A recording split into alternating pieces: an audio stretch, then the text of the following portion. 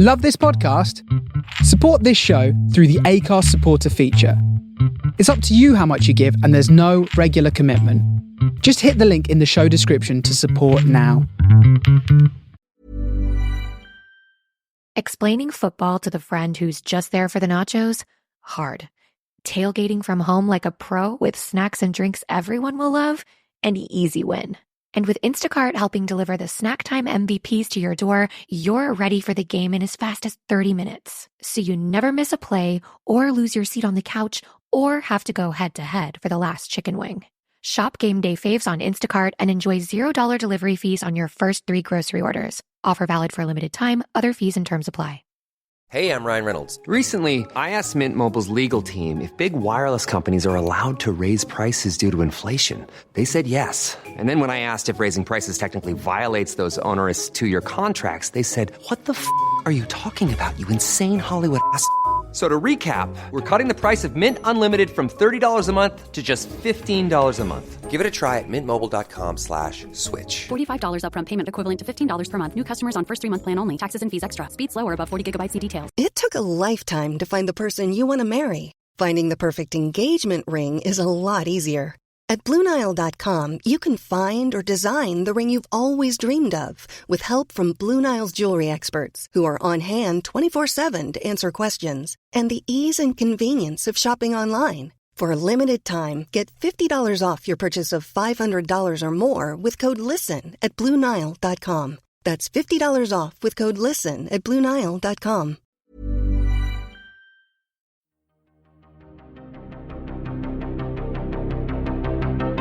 This is Writers on Film, the only podcast dedicated to books on cinema.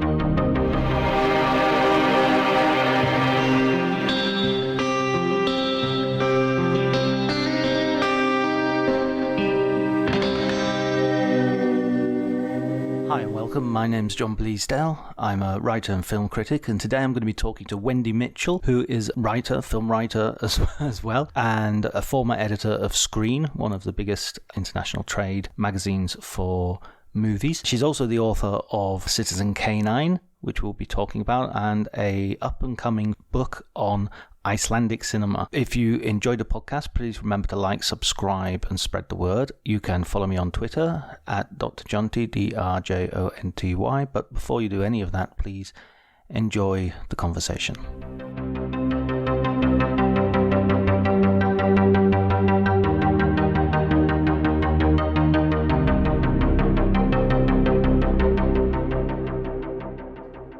Yeah, I mean, I had such fun writing the book, obviously. I hope that comes through. But I had such fun rewatching films, kind of looking at it, not necessarily the dog's point of view, but just watching the dog more than anything. And it was a really interesting way to watch some classic films. And I was really lucky. I found the right publisher, which was Lawrence King in the UK. You know, they really understood that this was not going to be an academic tome, obviously. We're not aiming for the Pulitzer with dogs in the movies, but they understood that it was going to be fun, but not silly.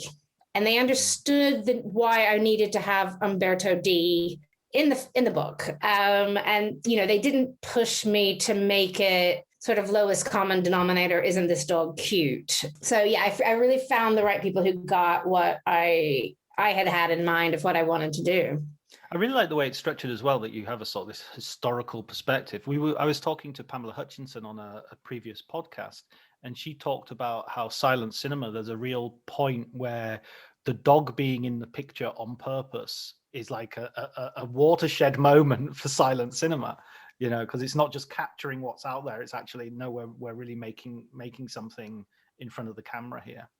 Yeah, I listened to Pamela's interview with you, and I'm not worthy to be on this podcast after somebody like her, but, you know, the book starts out with Chaplin's A Dog's Life from 1918, and then we do 100 years since then. But, you know, I think in silent cinema, especially, there's such physical comedy, and, you know, just watching A Dog's Life, that this dog can match Chaplin for physical comedy. And they work really beautifully together. And yeah, it was just a delight sort of rediscovering, Chaplin alongside Mutt, the dog, who worked very well with him, and later is said to have died of a broken heart because Chaplin, they really bonded during the shoot, and then Chaplin went on a tour selling war bonds, and Mutt stopped eating because he missed Chaplin so much, and they said he died of a broken heart. John, I don't know if this is myth, Hollywood myth, but I don't like the fact that the dog died of a broken heart, but it's, one of those wonderful sort of legends of old Hollywood. It's also wonderful that Chaplin doesn't have the cane in this particular picture because he has to keep so the dog sort of becomes part of his iconography as well. Yeah, it's kind of, he couldn't have the cane because he has to hold the leash of the dog. And, for people wondering, I think you can, if the Chaplin estate isn't actively shutting it down, they're quite keen on their copyrights. But, you can find something like this on YouTube, usually, just to go watch it. And it's very special. I like the way in your introduction, you talk about W.C. Fields and the famous quotation about you don't work with animals or children. And you point out that the last part of that quotation is the one that's not quoted, which is because they'll upstage you. And so, it's that idea that in a dog's life, Chaplin what's the name of the dog again? Mutt. Mutt gives Chaplin a real run for his money in terms of performance and cuteness and everything. I should say the dog's name in the film is Scraps. Right. But the real dog's name is Mutt, we think. But yeah, he lets the dog upstage him sometimes. And, it's right there in the title. But there's some beautiful sort of poignant, if you stop and think about it, just a poignant setup that, here's this street dog, here's this street tramp. They're both sort of down on their luck. They're doing what they can to survive. And Chaplin was very careful in casting the dog that he was shown all these, beautiful groomed dogs that the studios wanted to use. And he was like, no, I need like a mutt, a mixed breed. And that's what he got. And those dogs then became a very popular part of the film. I remember the another one that you put, I think it might even be just the second one in the book, Rin Tin Tin, which for some reason I sort of have the name in my head, Rin Tin Tin, but I've never actually seen the film but it's like, I think I must have heard it quoted in popular culture. Yeah, Rin Tin Tin was the star of his day.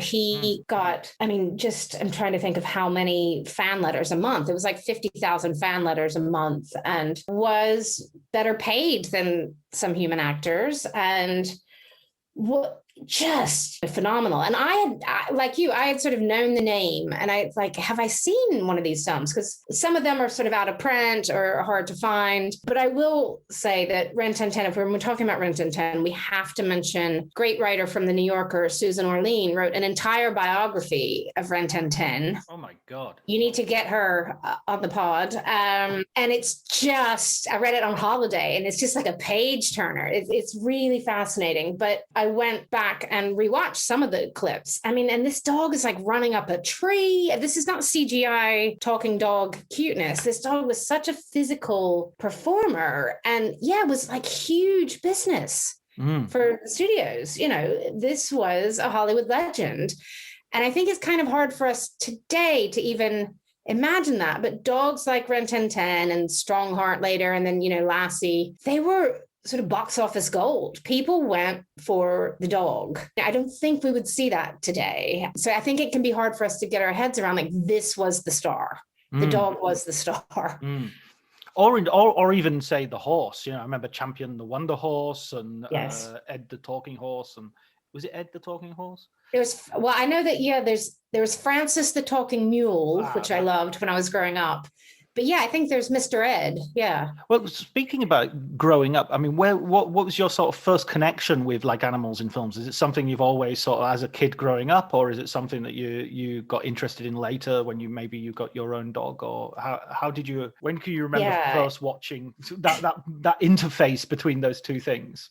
Yeah, well, this is sacrilege, but I remember loving That Darn Cat. when I was little, that Disney film. I, as you may have guessed already, I didn't study film academically ever, but I loved films growing up. And, you know, we had dogs. We had a really great Dachshund, a little obese Dachshund called Snickers that I loved to pieces. And I think in England, he would have been called Marathon. Yes. Well, has he been rebranded? You know, and I took a more serious path with writing about film. You know, I was editor of Screen International, which is the trade business magazine about the film industry. But I sort of rethought of it then. It's like I noticed, like, anytime we would have pages and pages of, you know, like film screening listings, and the production editor would say, oh, do you want this picture or this picture? They would sort of make fun of me because I would tend to choose a picture if it had like a cute animal. And they're like, you know, you do know which magazine, this is not Horse and Hound, you know, you're working for Screen International.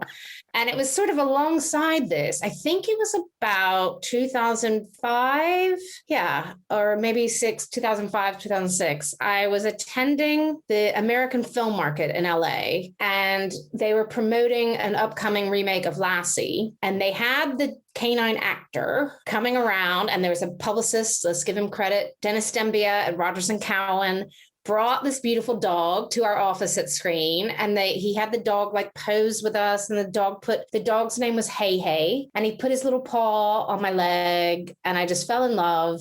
And then I learned that Hey Hey was a direct descendant of Pal, who played Lassie in the 40s. And that, I don't know, it sort of got me thinking of, wow, there's such a rich Hollywood history with dogs that I couldn't believe nobody had ever done a book, really. And so, yeah, that was all sort of in my mind. And then, you know, I met Toby Rose, who runs the Palm Dog and the Fido Awards. And he'd asked me to be on the jury of the Palm Dog in Cannes, which is great fun. And all of this is kind of coming together. And at the point when I was leaving the editorship at Screen, I decided to step down and focus on some other projects and do some freelancing. And I just thought, what would be really fun to sort of clear my head? What would I really just love doing? And so I pitched this book, and, you know, just getting to look at pictures and films of dogs and write about them. It was just perfect time to do something like that when I was leaving. You know, we write a lot about, you know, what's the tax credit in Manitoba to get this film financed. Oh, that's my favorite article. Exciting stuff. That was my favorite article of Screen. Yes, my goodness.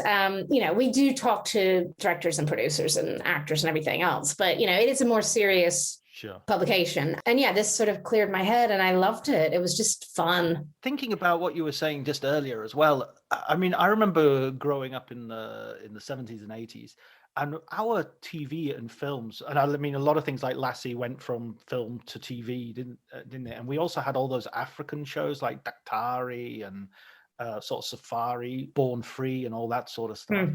We seem to be much more engaged with the animal world than maybe we are today. I mean, do you think that's true? Yeah, and sort of in the 70s, yeah, you did go. I mean, Benji was a superstar, as you mentioned, you know, like really big business, Benji. And one of the most successful, I think, before like Blair Witch came along, one of the most profitable sort of low budget features, because Mr. Higgins, I think his name was, that had Benji, took the idea to the studios and they all rejected it. And so he made the film on his own for no money, really. And then, wow, it took off. And, you know, Alfred Hitchcock said he loved Benji, which I love to picture, you know, Hitch sitting back in a private screening room watching Benji. But yeah, I think in that sort of 70s, especially 70s, 80s, maybe, there was some great animal films. And yeah, I mean, I remember stuff like Born Free. And yeah, it feels like maybe now they're seen as a little, maybe more silly or not. Maybe you get them more CGI'd. Or of course you have like the David Attenborough Planet Earth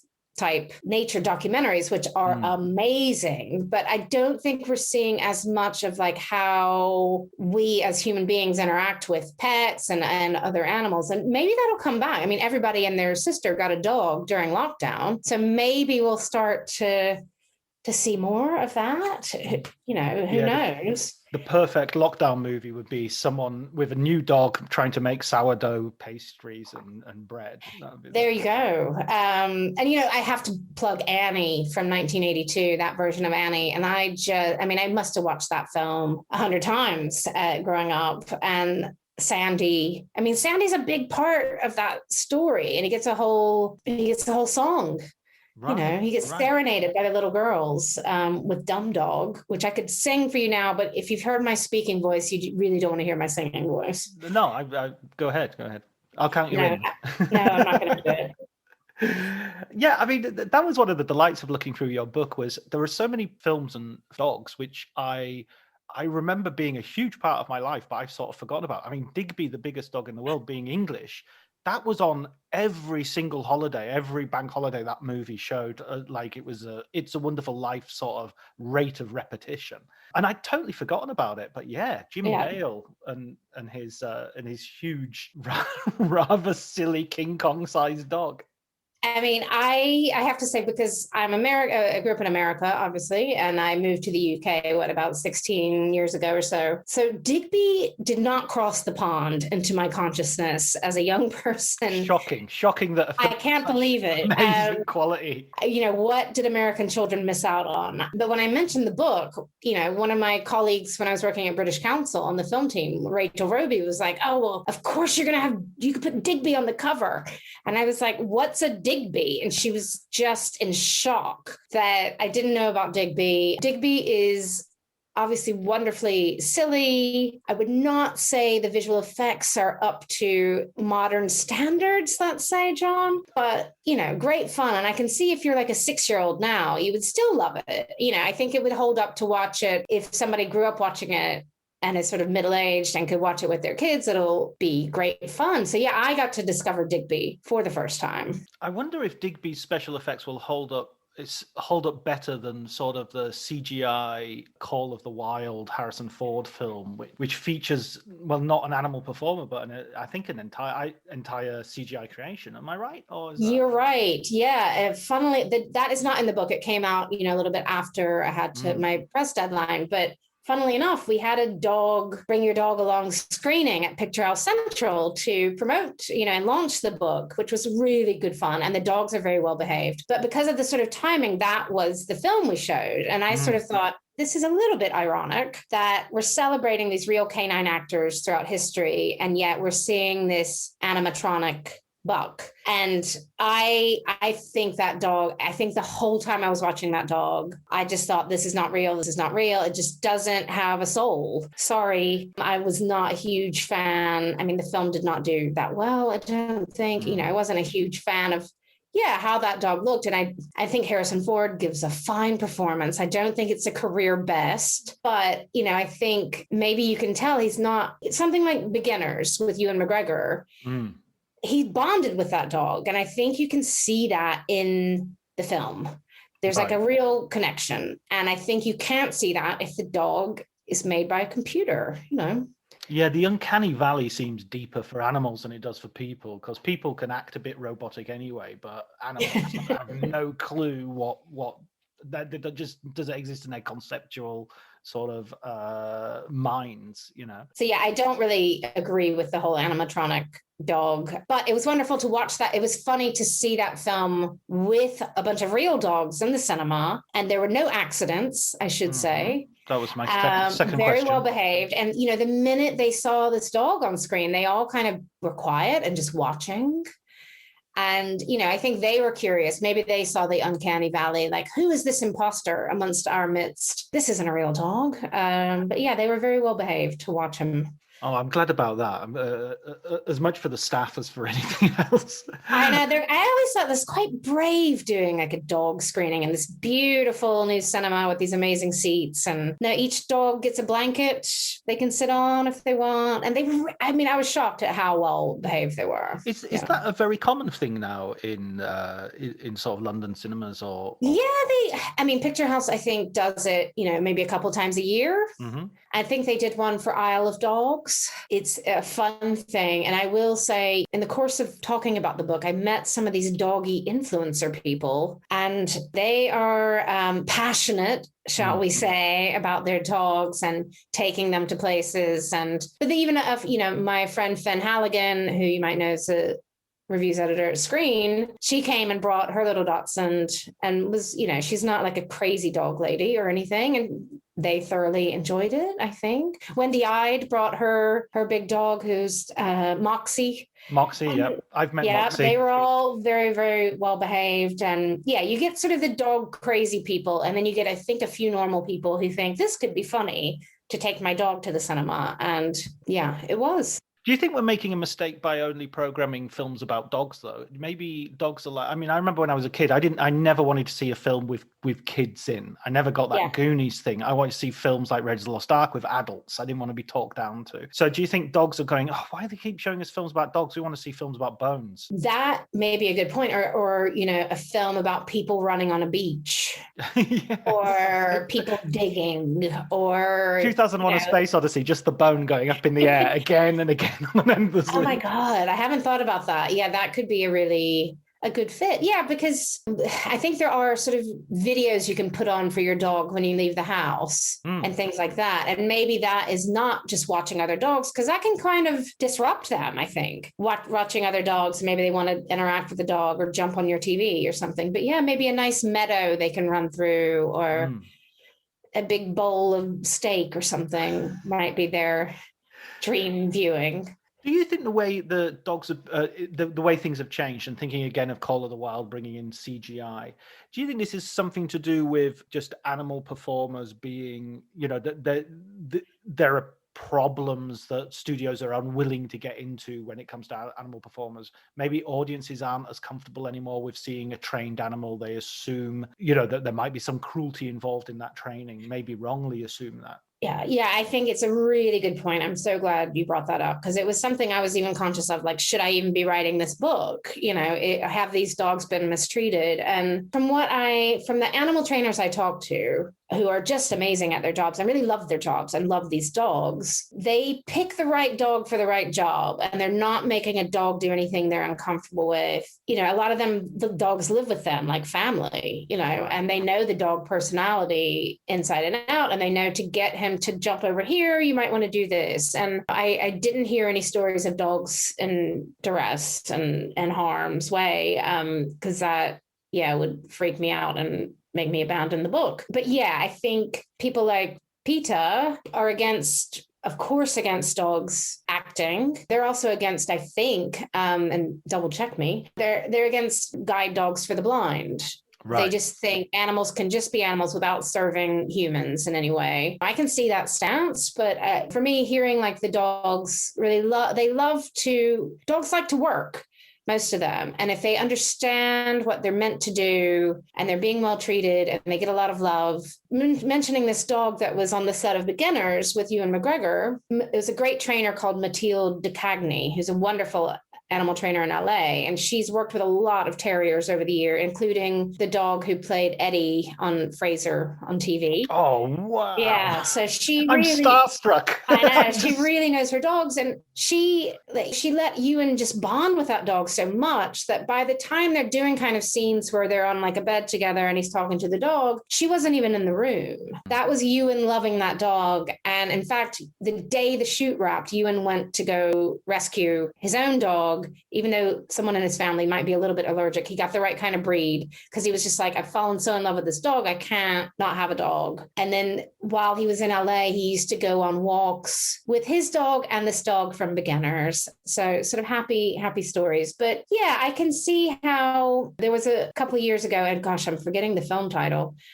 Was it A Dog's Life or A Dog's Journey or A Dog's Purpose, or one of those? I think, a video leaked that seemed to show a dog in peril. I actually talked to the producers and the trainers who had worked with that dog and saying, that video was sort of manipulated. And there was an independent review that said, I think from the RSPCA or the Humane Society, to say that no dogs were in trouble in that shoot. Right. So, yeah, I mean, it's something very much in our mind. And I'm blanking on the Japanese film that had a lot of cats and dogs. It was maybe in the 90s or early 2000s. And I didn't include it in the book because there are still some rumors that maybe a cat was mistreated on that set. And I just thought, you know what, I'm not going to promote that film, because I don't want to libel or slander anyone, but I don't have the resources to investigate that. But yeah, I think it's very much on people's minds. But I think it's also, a tribute to real dogs doing a job well, enjoying their work and, being in a very loving environment on a set. But like you said, also studios realize, I don't think a studio would have made White God,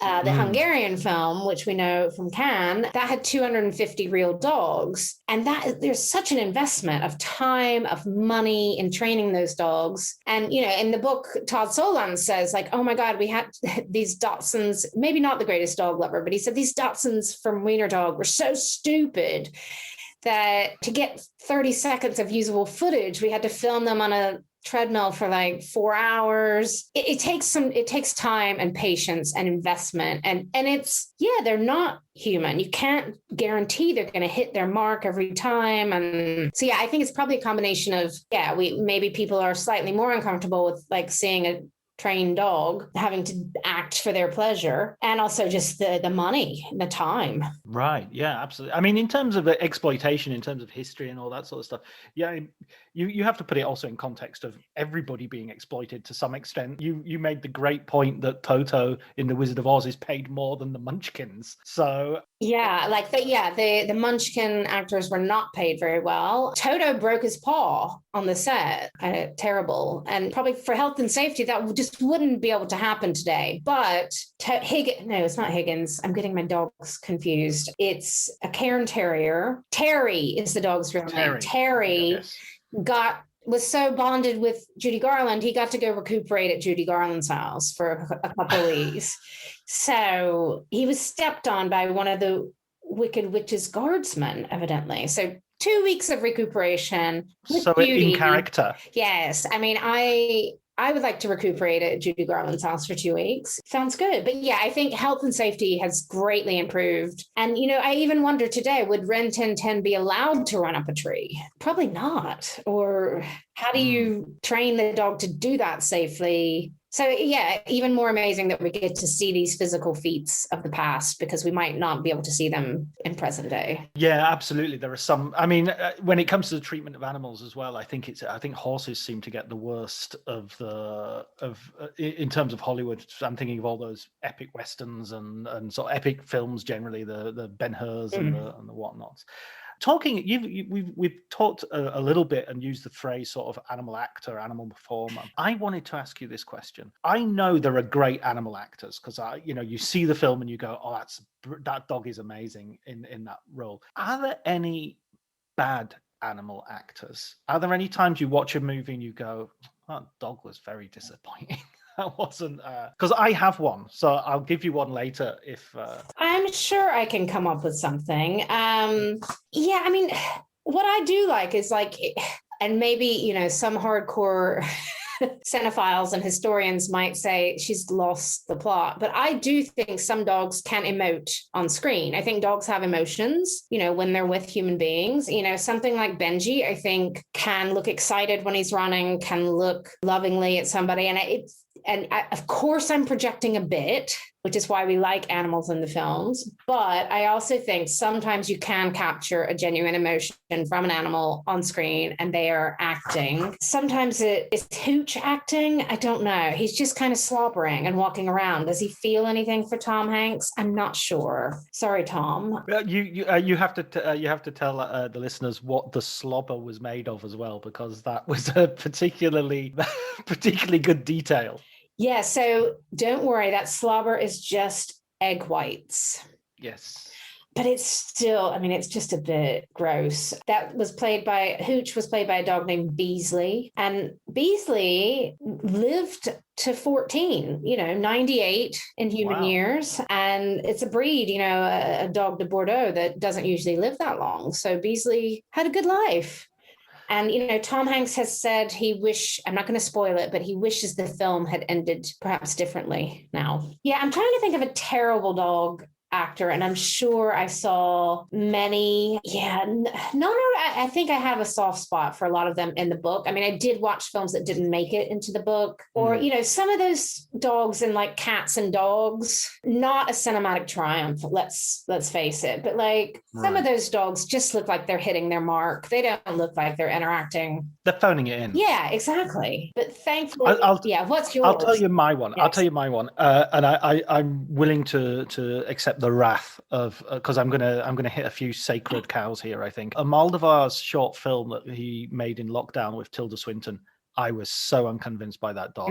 I thought the dog was. I'm not sure if he was unprepared or what the situation was, but he wasn't getting the right direction. Yeah. Almodovar, fighting words. Yeah. Yeah. I just think. And Tilda, of course, was the winner of this year's Palm Dog. So I'm really going after.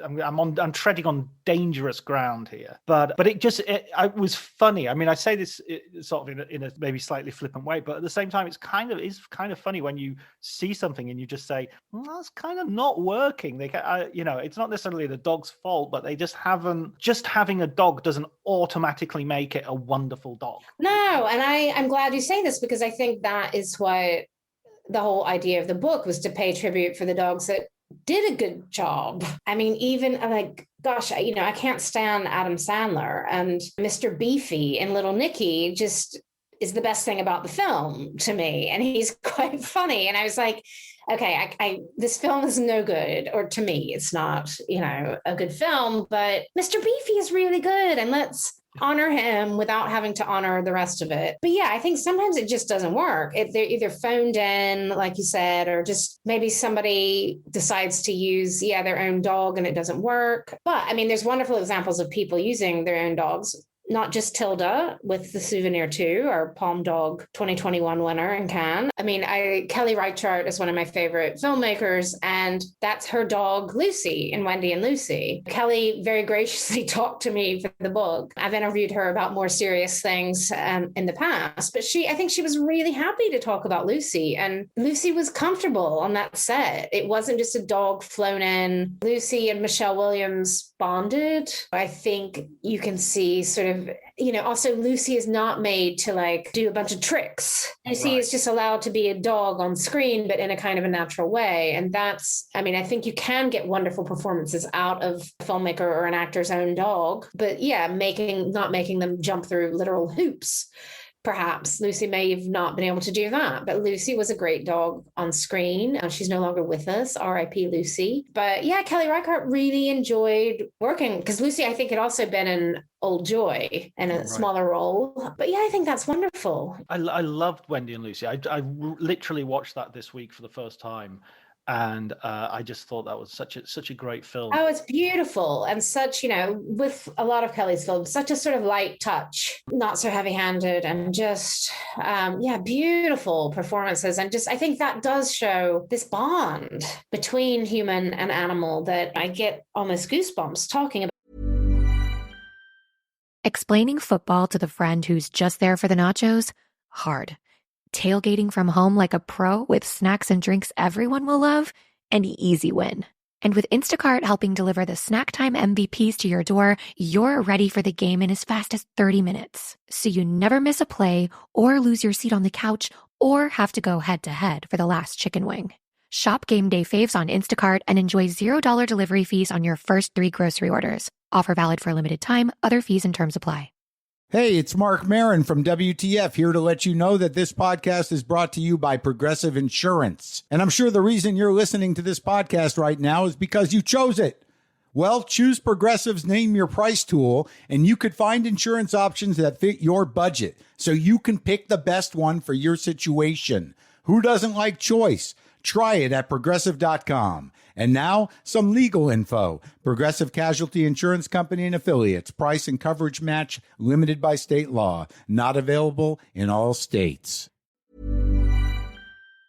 About it, I'm a bit silly, but we love our dogs. They can become, for Wendy in that film, that is her family, is Lucy. And I know a lot of people like that with their dogs, and I like to see that on screen. Yeah, it's kind of her last connection to the world Mm. almost, isn't it? It's her last, even though she's out of the world. It reminded me a little bit of another film that you include in the book, Umberto D, the Italian new wave sort of classic. And again, it's about an old man. Well, in this case, an old man, but it's about someone on the margins of society. Yeah.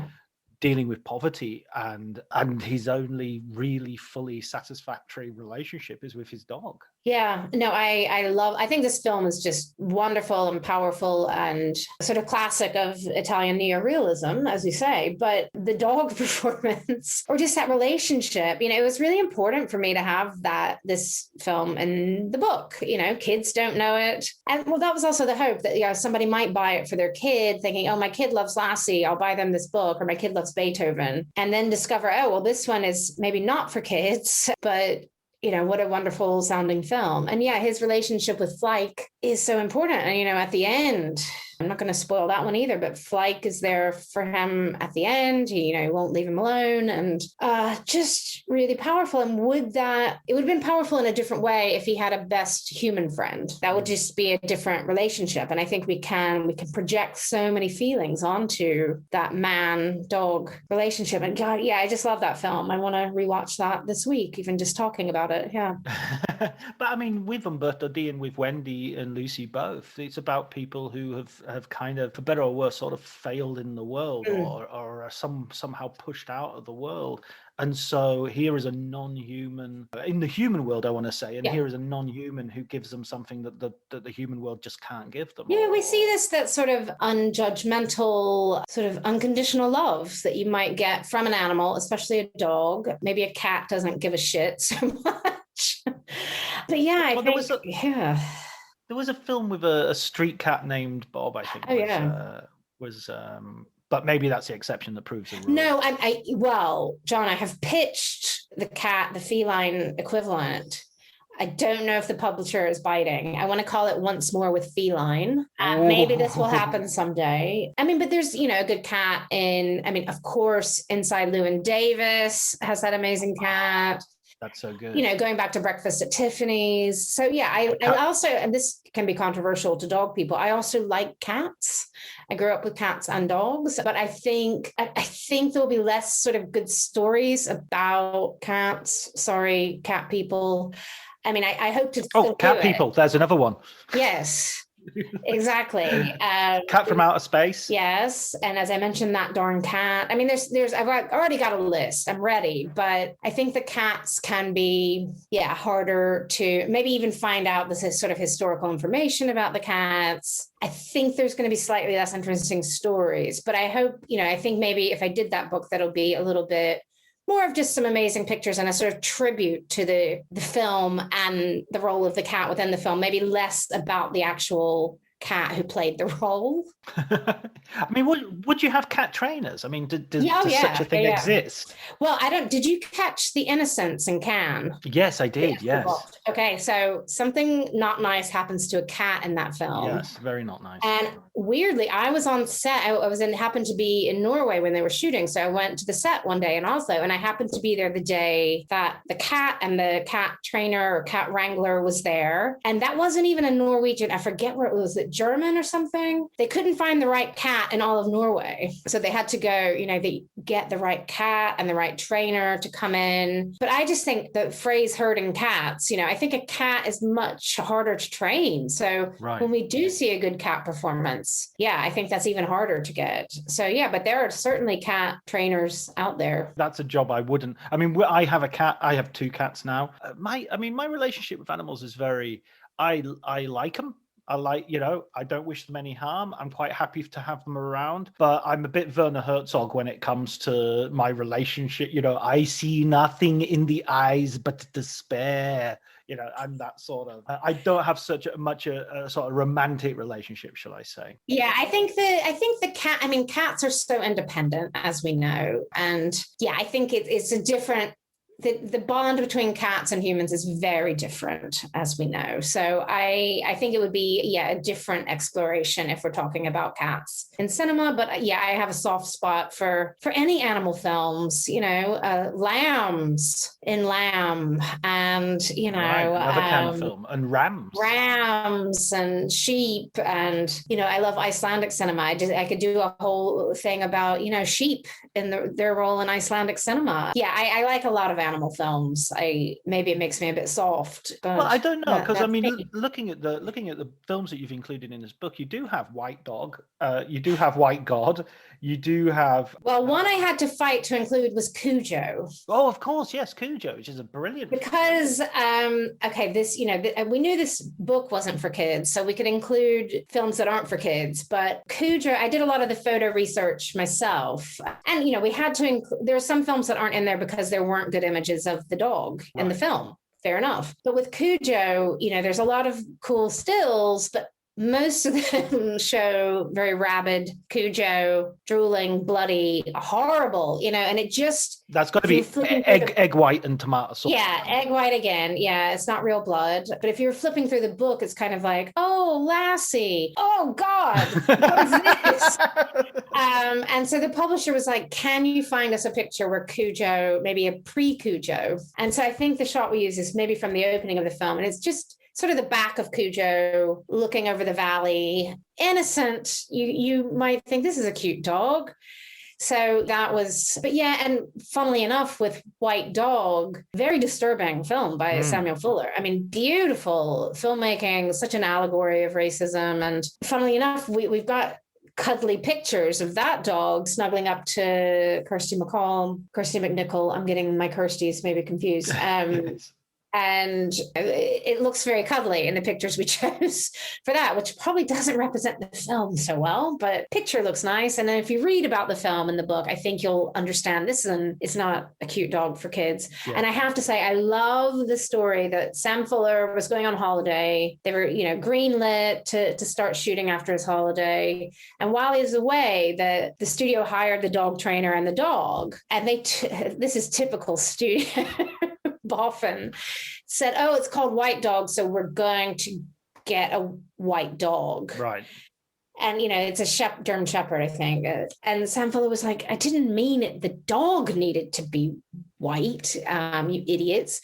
But funnily enough, the dog looks so good on screen because, shooting darker dogs can be really hard just in terms of lighting and cinematography. So the White Dog actually looks really good. But the typical studio note, very literal, oh, we need a white dog, The other sort of genre stuff, because you obviously have the cop films, which came out quite close together. It was a little bit of a Dante's Peak Volcano moment where you got... Yeah, sort of Canine and then Turner and Hooch, yeah, great cop films. Brilliant, yeah, absolutely. And then you get your sort of, I actually wrote an article, so this is a way of me plugging my own stuff as well for a website that I think is defunct, so maybe not.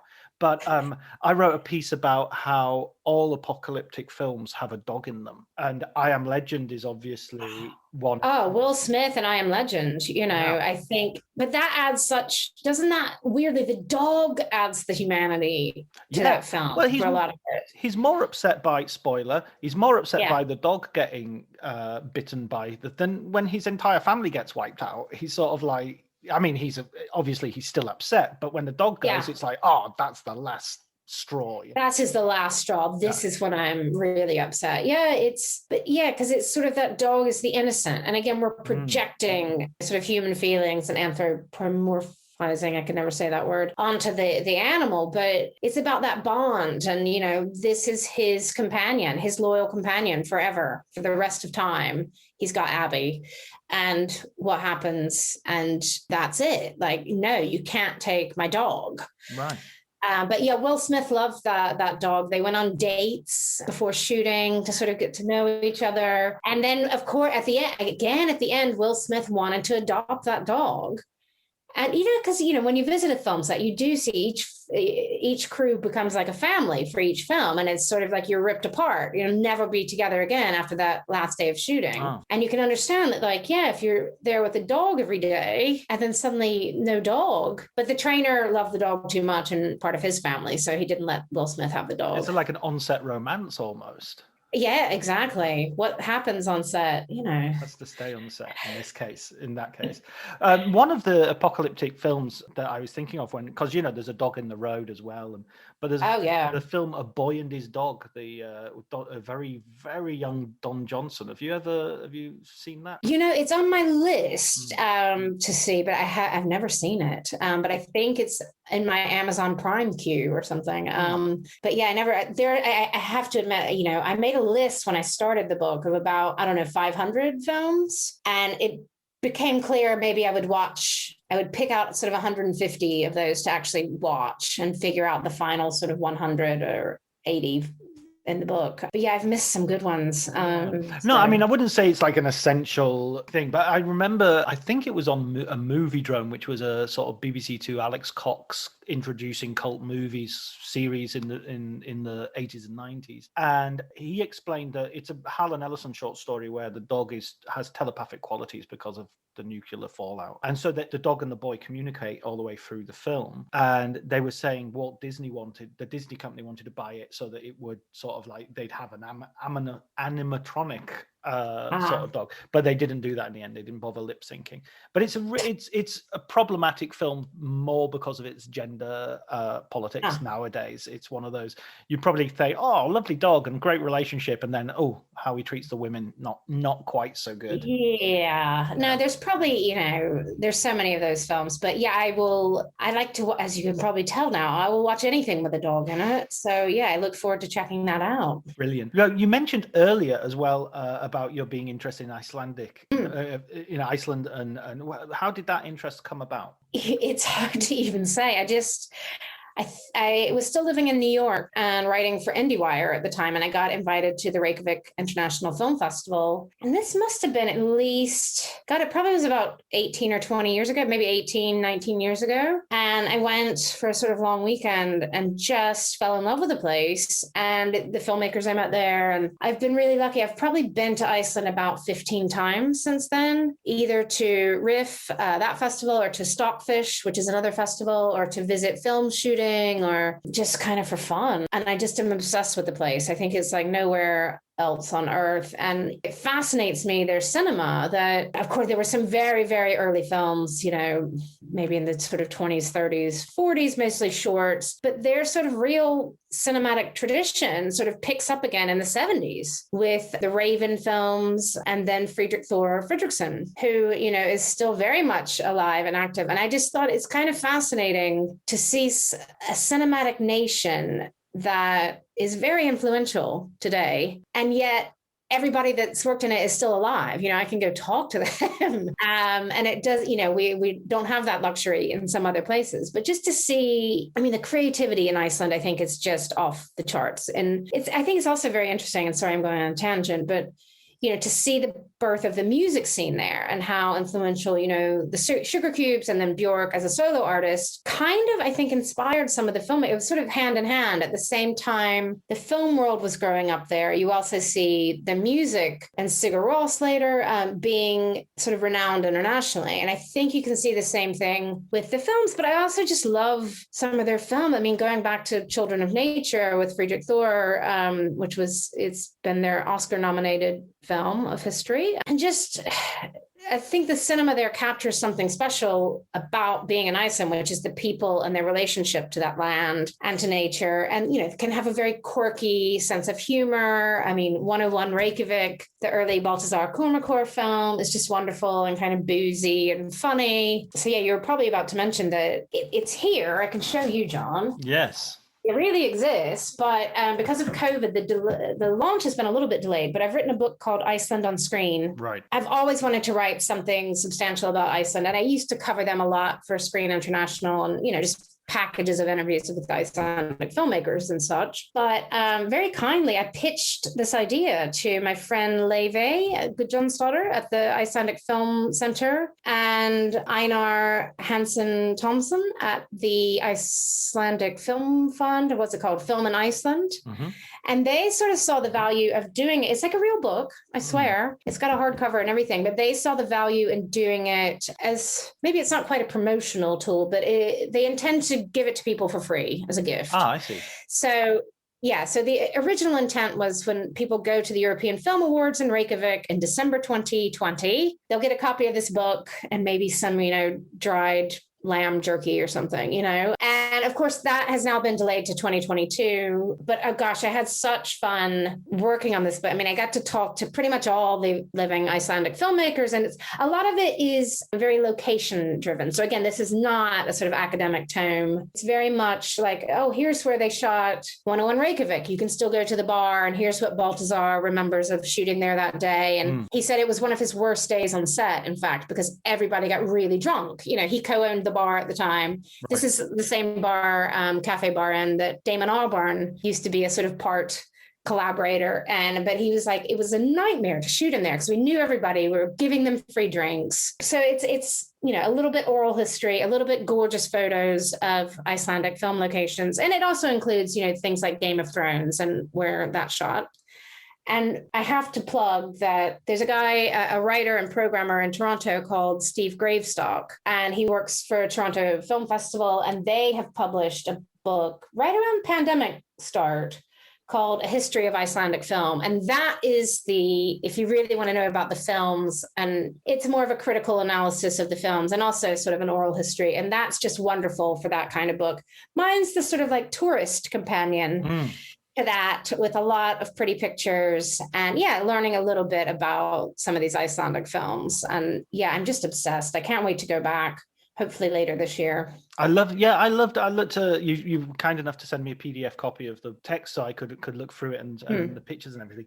And I love the way it was structured, where you have you basically have a map of Iceland and you can go around and see it be a perfect sort of companion where if you were to have a trip to Iceland, that would be I think they will give it to sort of tourists. And John, have you ever been? No, I haven't, and I'd love to go. Oh, we need to get you an invite to one of these festivals, because it's such a magical place and just special people. I just love hearing their accent, their outlook on life. It's one of the few places in the world. I hope this is still true. There's no Starbucks in the whole country. Sold. It just I'm sold. It feels kind of, it's just a special place, and just amazing creativity there. And like this year in Cannes, Lamb, I think, is a really cool genre film. A few years ago at Cannes, Woman at War, and again, I was lucky enough to visit there. Such a great movie. Benedict let me visit the set of that film, which was just amazing to even see. Oh, I'm forgetting her name. The amazing lead actress, swimming out in the sea in one of those Icelandic woolly jumpers when it's too cold to put my foot in, and she's in there. But I'm also like, why do they swim in a woolen jumper? Surely you want like a wetsuit. But you sort of learn about the quirks of Icelandic people. They love the water. They love to swim. There's just been so many great Icelandic films over the decades. So the star's name is Halldóra Geirharðsdóttir. Wonderful. I think they would be proud of you. Yeah, do you think that's for that pronunciation? Yes. That is close enough. Yeah, and in writing this new book, I did get to go back and watch some of those Icelandic films I had missed, some from the 80s and 90s, and just terrific fun. And they really hold up well. So I do hope people who are tourists might get to go to Iceland, get a copy of this book, go see where Game of Thrones had some sort of Jon Snow bonking scene in some cave, but also maybe discover, there's a wonderful Icelandic film called Dís, about a young woman. I think it was from the early 90s, maybe. And it's just like a really cool portrait of this young woman who's a little bit lost. And you can go visit the hotel where she worked as a hotel clerk. I love that kind of stuff. There was a time a few years ago where it seemed that every it was Ridley Scott was there, Darren Aronofsky was there with Noah, Christopher Nolan, I think, went for... Oh, Nolan's been there at least once or twice, yeah. And of course, the Eurovision film with Will Ferrell, which I liked. I know. Not many Oh, I people think it's seem fun. to. Yeah. Oh my gosh, it's fun. Yeah. I like bad Will Ferrell films. I'm possibly the only person who thought Holmes and Watson was fine. I missed that one, Right. shall we say? Well, Yeah. I wouldn't put it on your list above A Boy and His Dog, but Okay. but Yeah. I didn't dislike it. Put it that way. You can put that on the poster. Yes, I didn't totally dislike it. But it's great to talk about Iceland because I think it is a country which is really, as you say, sort of punching above its weight. I mean, even in something like the football, it's competing in major international tournaments, and it's got a population which is a bit, I don't know, is it population of Manchester, I guess? Yeah. Is it what, 300,000 or something? Yeah, well, a lot less than Maybe? Manchester, a little bit of Manchester. But I should also mention their football goalie is a filmmaker, of course. Everybody knows everybody in Iceland. I just love the little interconnections. And, you can start talking to somebody and they say, oh, I really love this filmmaker. Oh, yeah, and he's also my brother-in-law. It's like, okay, yeah, of course he is. But I quite like that. And yet there's so much creativity in it. Not a huge, I hope, sense of competition there. I mean, although, they have a great Icelandic film center that does fund the local films, but, and this is when I'm going back to my Manitoba tax credit brain, they don't have enough funding to let every filmmaker every year who wants to have a great film made make their film that year. Sometimes, even if they like the project, they might have to wait a year or two. There are benefits to being such a small country, but also probably some challenges for them. Was I'm hopefully I'm right here. Wasn't there a film outside of coming out of Iceland a couple of years ago, showed in Locarno, called Echo? That was like a beautiful Runarsson film. Yes. Yeah, Runar's a filmmaker I've been lucky enough to meet. And he knows the best bars in Reykjavik. If you go, he'll take you to the old school non-tourist bars. Just a wonderful filmmaker. And it made in fact, I went way up to the West Fjords to see sparrows being shot, which won the big prize at San Sebastian, where I work. So this is all, tying in nicely. But Echo, I think, is one of the most special, I think it's probably his most special work. It's, as you know, it's kind of like vignettes. And it almost sounds like a Roy Andersson film, but it's totally not. These little vignettes set during a holiday period in Iceland. And I just found it so beautiful. And I think not enough people have seen that film. I think he was on Mubi in some territories. But yeah, it sounds like you were a fan of it because it's just sublime, the filmmaking here. But I know, for instance, that was a struggle for Runar to get all the funding for that film because people wanted a sort of another narrative, coming of age drama. They expected that from him. And he was like, no, I want to do this. And, it can be hard to get a film like that. Yeah, it's one of those. I mean, the word poetic is sometimes lobbed about a little bit too readily, but that film definitely deserves it because it's got some beautiful, striking images, and it's, as you say, it's like a mosaic of all these different little tiles. But he's such a visual stylist as well. I mean, I found that film, I found myself sobbing, I think. At the end, I was lucky enough to see it on a big screen and just sobbing at just having been the accumulation of all these little, as you say, tiles, at the end. And it just, sort of devastated me. Gorgeous film that everybody should seek out. Wendy, I always ask, I keep using the royal we in this podcast. I'm not sure why. I like to. It's your whole team. Staff. Exactly. I like to create the illusion that my people will call your people. I'd like to ask you for a recommendation for a film book for our listeners. Something that either has influenced you or that you've just love, that you just enjoyed reading. I'm going to go for such a bleeding obvious, and I haven't listened to all the episodes. I don't know if people have said it yet, but it's David Thompson. Nope, nobody said this one yet. I just think, okay, so it is David Thompson's biographical dictionary of film, and I use it all the time. I think it's a wonderful resource.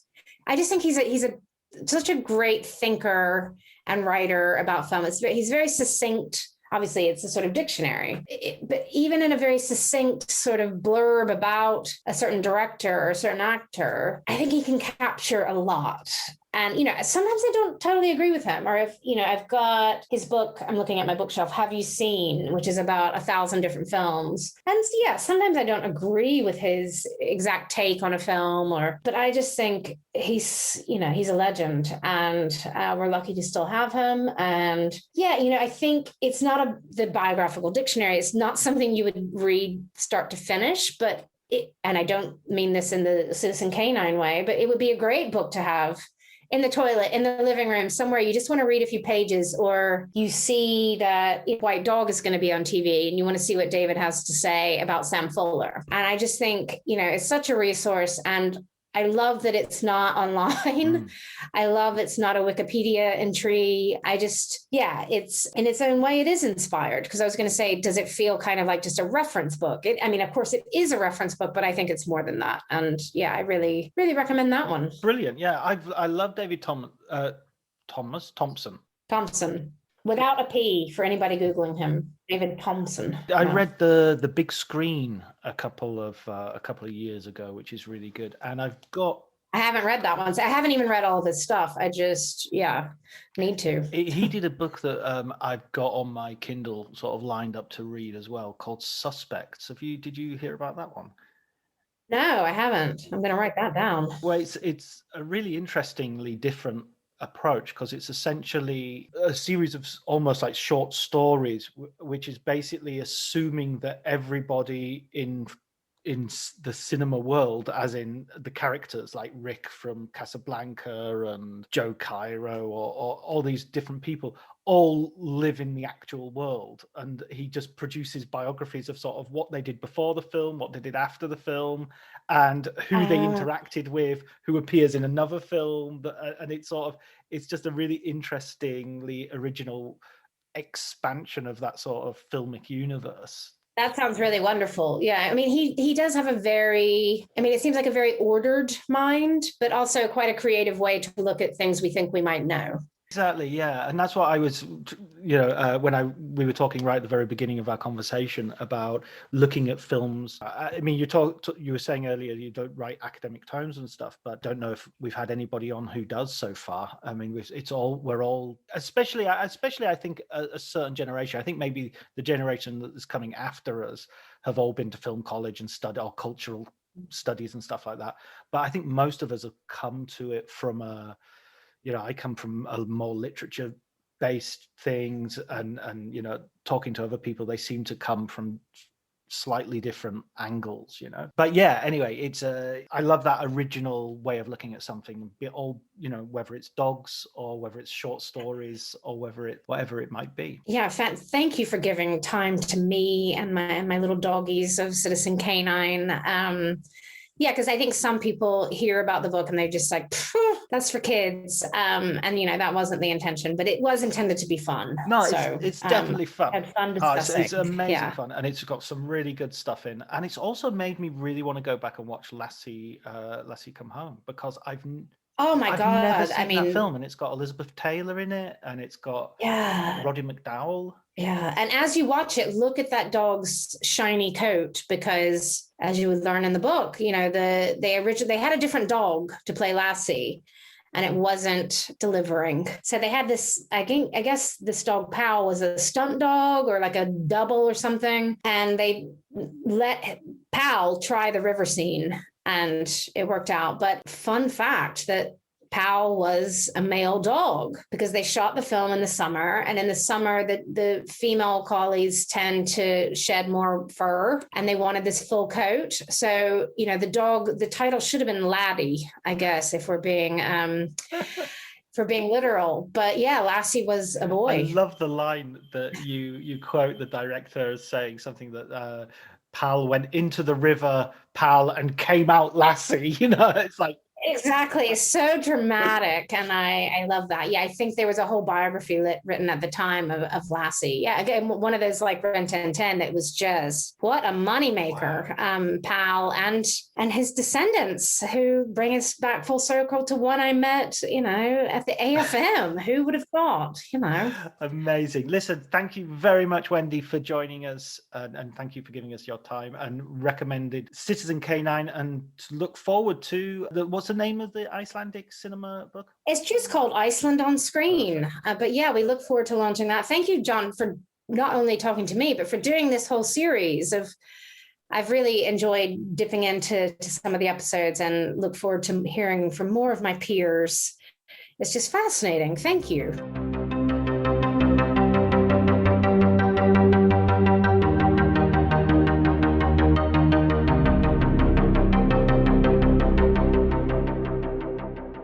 So that was our conversation on Citizen K9, Dogs on Film, and Icelandic cinema. Loads of stuff we covered there. A nice eclectic subject, I think you'll agree. Wendy's recommended film book was David Thompson's Biographical Dictionary of Film. Thanks as ever goes to Elliot Atkins, who provided the music for the episode, Ali Harwood, who helps out with the art. If you enjoyed it, please do like, subscribe, please, if you haven't already. And until next week, take care.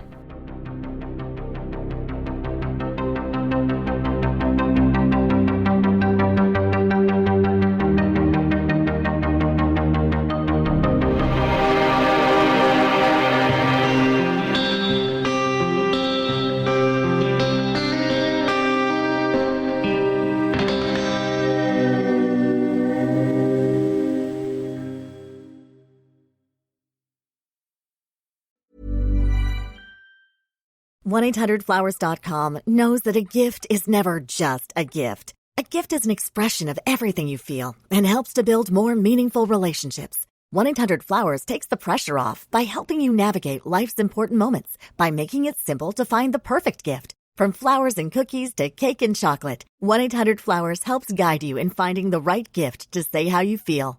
To learn more, visit 1-800-Flowers.com/ACAST. That's 1-800-Flowers.com/ACAST. This episode is brought to you by Progressive Insurance. Do you ever find yourself playing the budgeting game? Well, with the Name Your Price tool from Progressive, you can find options that fit your budget and potentially lower your bills. Try it at progressive.com. Progressive Casualty Insurance Company and Affiliates. Price and coverage match limited by state law. Not available in all states. My dad works in B2B marketing. He came by my school for career day and said he was a big ROAS man. Then he told everyone how much he loved calculating his return on ad spend. My friends still laugh at me to this day. Not everyone gets B2B, but with LinkedIn, you'll be able to reach people who do. Get a $100 credit on your next ad campaign. Go to linkedin.com/results to claim your credit. That's linkedin.com/results. Terms and conditions apply. LinkedIn, the place to be, to be.